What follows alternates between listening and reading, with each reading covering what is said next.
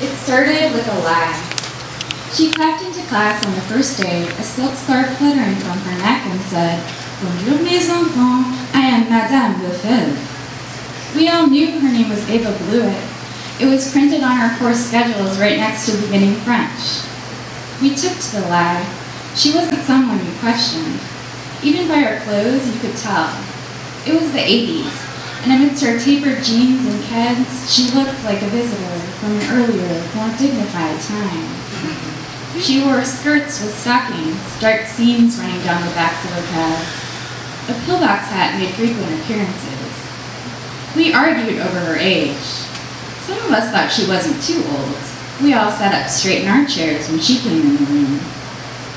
We never knew what to expect from her. Once she came in shouting, "Levez-vous, levez-vous." She got mad when she realized we didn't understand her. Flapping her arms up and down, she screamed, "Stand!"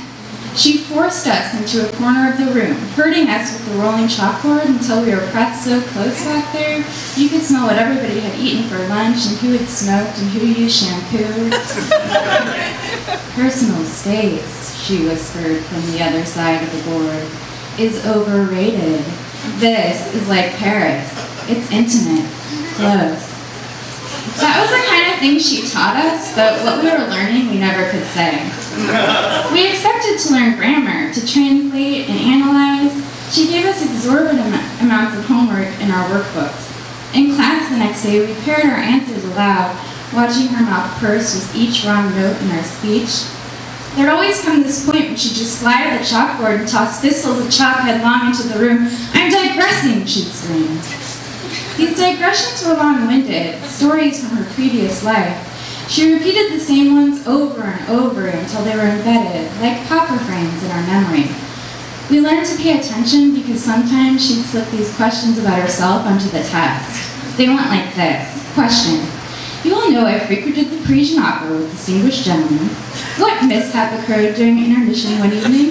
What was the cause of that mishap?" Answer: "Your feather boa caught on fire while you lit a cigarette outside. The cause was that the man didn't light your cigarette for you and it was windy."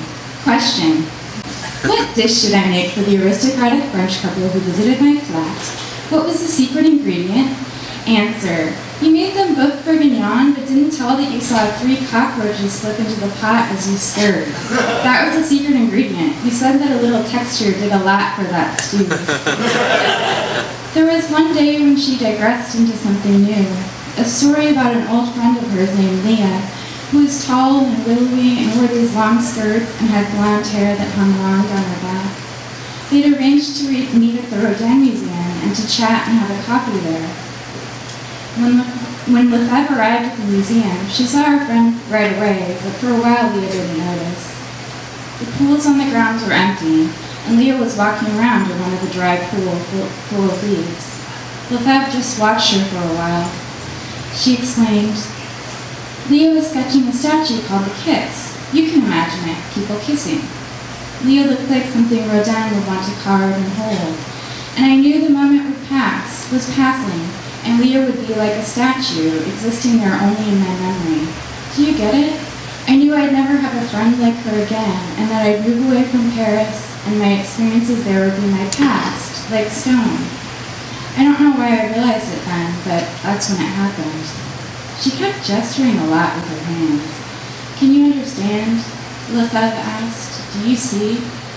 She kept waving her arms up and down, up and down. We just sat and stared at her, flapping there like a giant bird in the center of the room. Her words melted into something like a squawk. If we could have borne her up and out of that room, through one of those tiny windows at the top, maybe we would have. Maybe she would have flown up out of there and away. Instead, we just sat and watched the second hand on the big clock tick slowly along. It would release us, but not her, and that was okay with us. We were so young. We still believed everything was malleable.